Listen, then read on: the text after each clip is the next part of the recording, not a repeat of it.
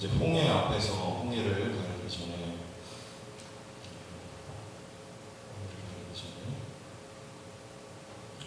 홍해를 가르고 이스라엘 백성들이 통과하기 전에 이스라엘 백성들의 가는 길을 이렇게 묘사하고 있는 내용인데, 한마디로 말하면 하나님이 돌려서 인도를 하십니다.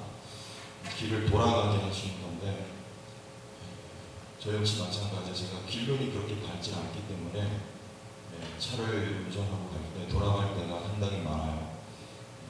그러고 나면 항상 드는 느낌이 뭐냐면 왠지 손해본 느낌. 시간적으로 돌아가니까. 그리고 또 이 차가 있죠. 휘발유가 그죠? 더 들어가잖아요. 그러니까 손해본 느낌이 많이 들 때가 있어요. 돌아갈 때. 우리 여러분들 삶의 길도 우리가 생각하는 것처럼 빨리 가는 길, 또 그리고 다이렉트로 가는 길을 우리는 원하지만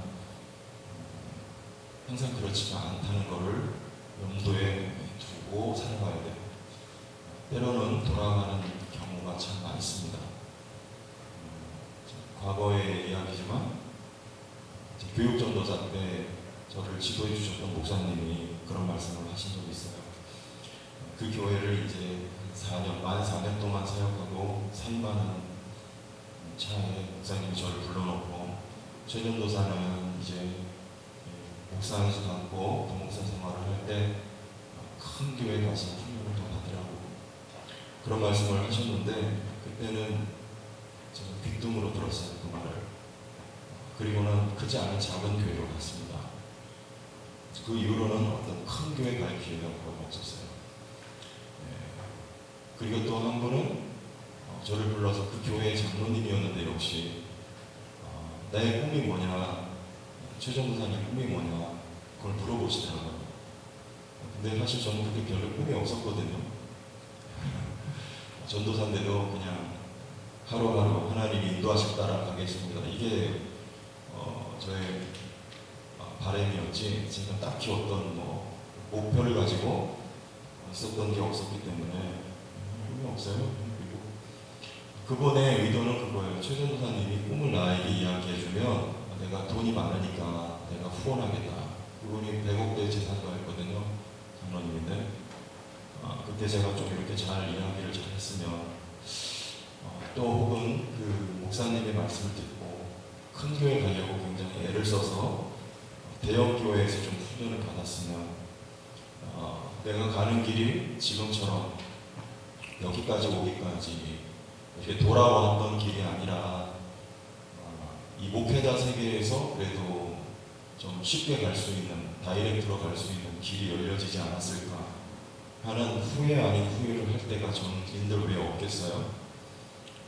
하지만 그게 후회할 일은 아니라는 것을 오늘 말씀에서는 우리에게 가르쳐 줍니다.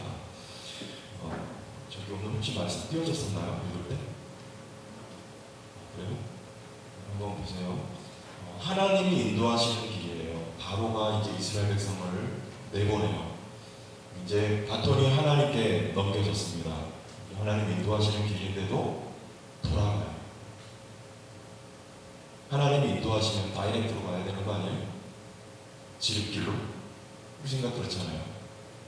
근데 돌아가요. 오늘 말씀 보세요. 17절 보세요. 앞에 보여주세요. 17절 이쪽에 있습니다. 볼게요. 바로가 이렇게 나와야 되는데 앞에 게 나와야 되는 거죠.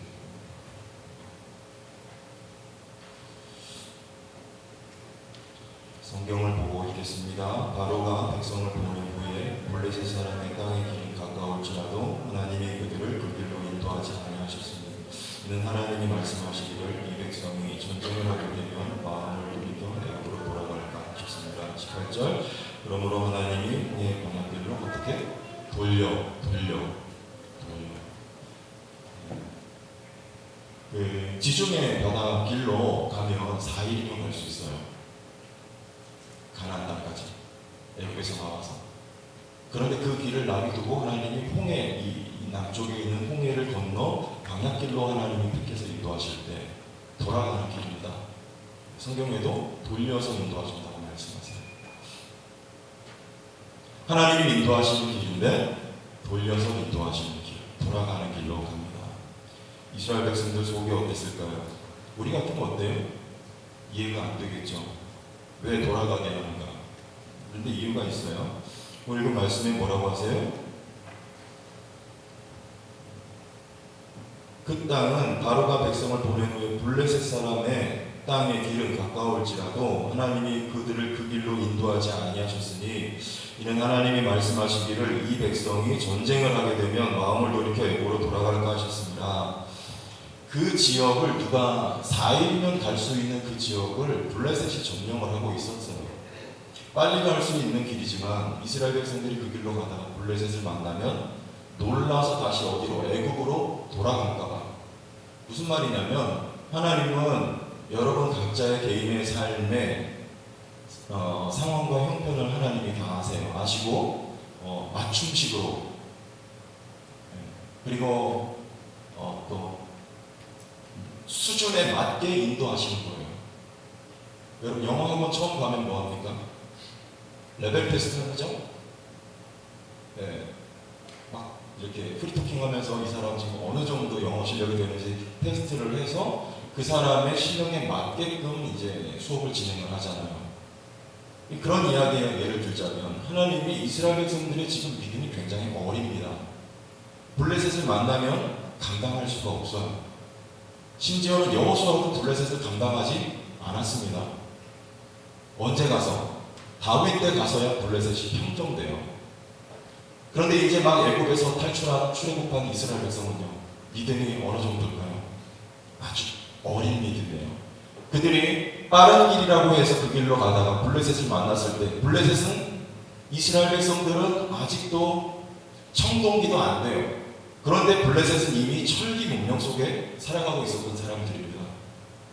철 병거를 가지고 있었던 블레셋이잖아요. 감당이 안 돼요. 두려워서 다시 애국으로 돌아갈까봐 하나님이 이스라엘 백성들로 빨리 가는 길이 아닌 돌아가는 길로 인도해 주셨던 것이죠. 이스라엘 백성들의 신앙의 형편의 수준에 맞게 하나님이 인도해 가셨던 것입니다.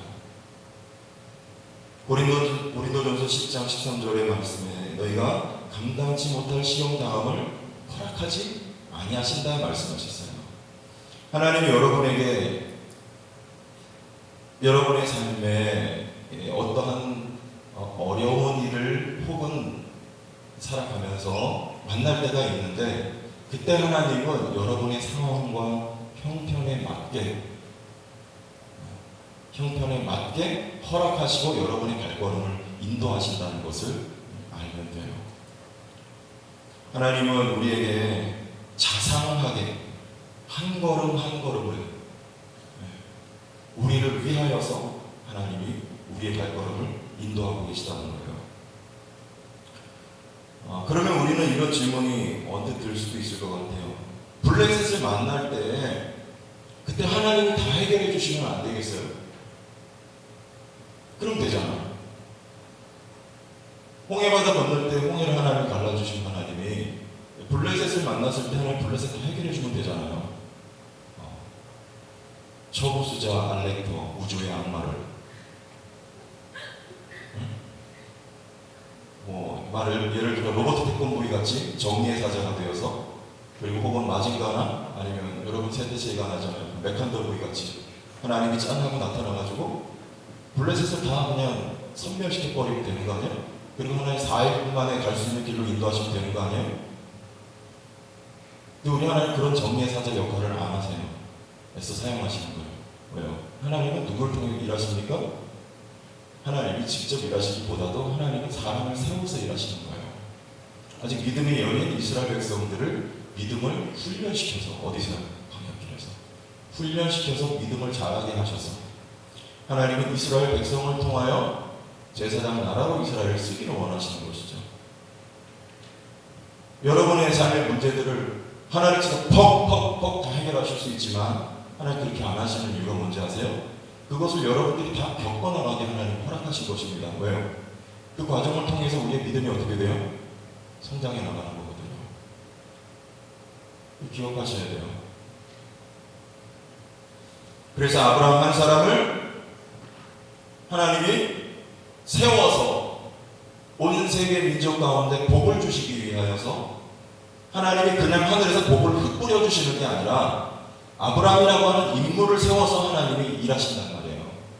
아브라함 한 사람을 하나님이 훈련하기 위하여서 25년 동안 아브라함을 훈련하십니다. 하나님 여러분 한 사람 한 사람을 통해서 일하기를 원하시는 거예요. 그러므로 여러분의 삶에 산적한 문제들이 어려운 일이 있을 때 그것을 여러분들 하나님께 제거해달라고 기도하지 마세요. 그것을 맞닥뜨리고 극복할 수 있는 당대함과 믿음을 달라고 여러분 오히려 기도하세요. 그것을 하나하나 여러분들이 겪어나가면서 우리들은 때로는 고달픈 길일 수 있지만 하나님은 우리의 신앙을 연단하고 훈련하여서 하나님이 쓰시는 사람으로 만들어 가신다는 것을 여러분 기억하면 됩니다. 그럼에도 불구하고 18절을 보면 하나님이 그 블레셋 사람들이 진치고 있었던 그 길은 힘든 길이었어요. 그런데 광야길로 돌아서 가는 길은 만만한 길이었을까요? 그렇지 않아요. 그러므로 하나님의 홍해의 광야길로 돌려 백성을 인도하시네. 이스라엘 자손의 땅에서 내역을 지어 나올 때 18절에 돌려 하나님이 인도하실 때 그 길은 어떤 길이었을까요? 말 그대로 광야 길이잖아요. 가본 적이 있어요? 없어요? 없잖아요. 초행길이잖아요. 아무리 기름이 밝은 사람도 초행길 가면 어때요? 당황하기 쉽잖아요. 저 같은 사람 특히 그래요. 저 기름이 좀 어두운 사람이에요. 초행길 가면 내비게이션 틀고 가도 저는 당황합니다. 이스라엘 백성들이 광야길 초행길이에요. 어려운 길이죠. 자칫하면 길 잃어버릴 수 있어요. 그리고 두 번째 어려움은 사방 어디에서 이스라엘 백성들을 칠 적군이 나타날지 모르는 것이 광야예요. 실제로 아말렉 같은 족속들이 이스라엘 백성을 뒤에서 칩니다. 이 광야 위험한 길이에요. 그리고 세 번째는요. 광야에 먹을 게 있어요? 없어요? 없잖아요. 먹을 게 없는데 광야예요. 그런데 하나님이 그 광야길로 인도하실 때 하나님은 대안이 있을까요? 없을까요? 하나님은 대안을 가지고 일하시는 분이십니다. 어떤 대안인가 한번 성경 띄워주세요. 121 시편 5절과 6절 시편 121 5절과 6절 5절과 6절 같이 읽어봐요. 시작. 누구는 여호와는 너를 지키시는 이시라. 여호와께서 내 오른쪽에서 내 그늘이 되시나니. 6절. 낮에 해가 너를 상하게 하지 아니하며 밤에 달려 너를 해치지 아니하리로다. 아멘. 광야길의 대안은 여호와 하나님이에요. 낮에 해가 이스라엘 백성을 밤에 달이 해치지 못하도록 하나님이 지키시고 살펴주신다는 약속이에요. 먹을 게 없네요. 누가 주세요? 하나님이 광야에서. 아말렉의 이스라엘 백성들을 치려고 달려드네요. 누가? 모세가 하나님을 향하여 하나님의 보좌를 향하여 손을 들 때 하나님 이스라엘 백성들을 건져내시는 거예요. 누가 대안입니까? 하나님이 대안이에요. 청년들, 여러분 젊은이들 삶이 광야 같은 삶은 아니에요. 하나님의 여러분의 삶의 산적한 문제들을 다 해결해 주지 않고 그 길로 우리를 인도하고 계신가? 하나님 대안 없이 인도하고 계신 것이 아니고 대안이 있는 하나님이에요. 그 대안이 다름 아닌 여호와 하나님이 여러분의 대안인 것을 여러분이 믿을 수 있기를 바라요. 하나님이 여러분의 대안이에요. 없는 것 같지만 있어요. 부족한 것 같지만 부족하지 않습니다. 누가 계시기 때문에 그래요. 하나님이 계시기 때문에 그래요. 이스라엘 백성들이 광야길을 걸어가요. 그런데 신기하게도 이스라엘 백성들이 뜨거웠을까 안 뜨거웠을까? 뜨거웠겠죠. 당연히 뜨겁죠. 근데 이스라엘 백성들이 상해요, 상하지 않아요? 상하지 않아요. 그걸 뭐라 그러는 거예요? 기적이라 그러는 거예요. 하나님은 기적의 하나님이에요. 여러분 믿을 수 있길 바라요. 여러분들의 삶의 하나님 기적의 하나님입니다. 광야길에서 기적을 베푸시는 하나님이에요. 사도 바울이 유라굴로라는 강포를 만나서 멜리데 섬에 도착합니다. 그런데 거기서 기적을 경험하잖아요. 불을 쬐려고 손을 이렇게 나무 더미에 불을 붙이고 손을 쬐고 있는데 거기서 독사가 튀어올라서 바울의 손을 물었어요. 아팠을까 안 아팠을까? 바울이라고 안 아팠을까요? 아팠겠죠. 피가 났을까요? 안 났을까요? 피가 났겠죠. 독사의 독이 들어갔을까요? 안 들어갔을까요? 들어갔겠죠. 근데 죽어요? 안 죽어요? 안 죽습니다. 이걸 기적이라고 하는 거예요. 사도 바울의 삶의 목표는 로마에 가서 하나님의 복음을 전하는 사명지향적인 삶이었어요. 하나님이 여러분의 삶의 기적을 베푸실 때 여러분이 나를 위하여 산다면 모르지만 사명지향적인 삶이 여러분에게 된다면 하나님 여러분의 삶의 기적을 보장하실 거예요. 여러분의 가는 길이 힘들고 어려운 길이라도 하나님은 여러분의 삶의 대안이 되시고 기적을 베푸시는 하나님이신 것을 말씀을 통해서 여러분 한번 생각해 보세요. 한 가지 더 생각해 볼게요. 우리 오늘 말씀에 이런 무슨 뼈 얘기가 나오는데 갑작스럽게 19절 이렇게 읽습니다. 시작. 모세가 요셉의 유고를 가졌으니 이는 요셉이 이스라엘 자손으로 단단히 맹세하게 하기를 하나님이 반드시 너희를 찾아오시니 너희는 내 유고를 여기서 가지고 나가라 하였음이라. 맞죠? 하였음이더라가 맞습니다. 자, 요 뜬금없는 대목 같은 모세가 요셉의 유고를 가지고 이제 출애굽할 때 유고를 가지고 가요. 이건 누가 명령한 거냐면 요셉이 죽을 때 꼭 그렇게 해다오라고 유언을 남긴 거예요. 뼈를 지금 애굽에서 들고 나가는 것은 애굽의 장사를 지내지 않았다는 말이에요. 요셉이 장사 지내지 말라고 했어요. 왜? 하나님의 때가 되면 이게 지금 430년 전 이야기잖아요. 요셉이 죽고 430년 후에 지금 하나님이 모세를 통해서 출애굽시키면서 지금 모세가 그 요셉의 뼈를 들고 나가는 거잖아요.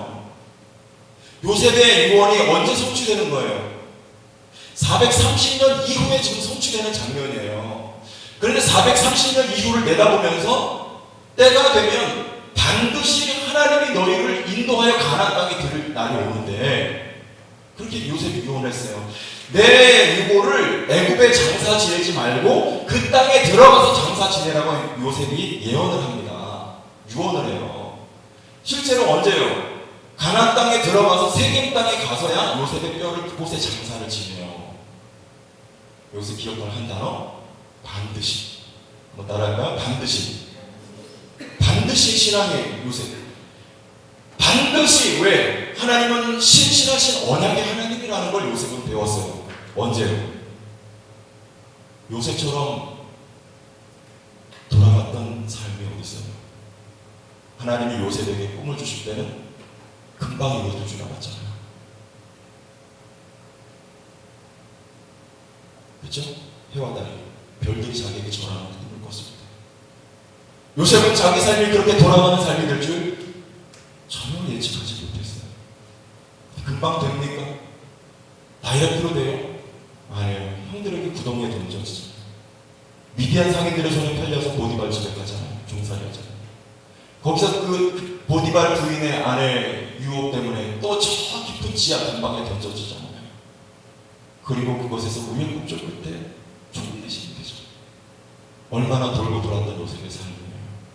그런데 요셉이 그 돌고 돌았던 삶을 통해서 깨달은 한마디 단어가 있어요. 그게 뭐냐면 반드시.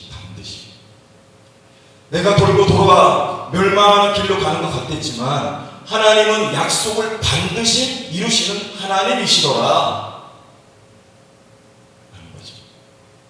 그걸 지금 누가 들고 나가요? 모세가 들고 나가요. 여러분 모세의 삶은 어땠어요? 모세는 자기 손으로 이스라엘 자기 백성을 건져낼 줄 알았어요. 금방. 그러나 그 금방 되지 않습니다. 자기 자신이 다 포기될 때까지 모세는 광야에서 돌고 도는 삶을 살았어요. 몇 년 동안? 40년입니다.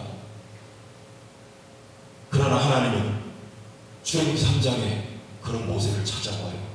호렙산 떨기나무 불꽃 가운데서 드디어 모세 이름을 하나님 부르시죠. 모세야. 모세가 그 손에 요셉의 요구를 들고 나가요. 그럼 뭘 들고 나가는 거예요? 반드시라고 하는 언약의 믿음을 지금 들고 나가는 거예요. 믿으십니다. 지금 뒤에는 애국 군대가 있고 앞에는 홍해가 있는 시점이에요. 이 장애를 어떻게 우리가 건너가야 할지 모세도 몰라요. 아직 이 험난한 광야길을 통과해서 어떻게 가나안 땅에 들어가야 할지 모세도 모릅니다. 그러나 모세 손에 들려있는 것은 반드시예요. 반드시 하나님은 반드시 이런 모든 상황과 삶의 형편을 뛰어넘어서 이 백성을 가나안 땅으로 인도하시리라고 하는 하나님의 언약의 실실성에 대한 반드시 신앙이 모세에게는 있었던 거예요. 무엇을 통해서요? 돌아가는 길을 통해서. 제가 처음에 말씀드렸죠. 내가 다이렉트의 길로 왜 가지 않고 굳이 돌아왔을까? 손해본 것 같은 느낌. 그런데 그렇지 않아요. 그 길을 통해서 하나님 우리에게 무엇과도 바꿀 수 없는 여호와 하나님에 대한 신실한 믿음을 갖게 하세요. 그 믿음이란 다름 아닌 신실하신 반드시 하나님.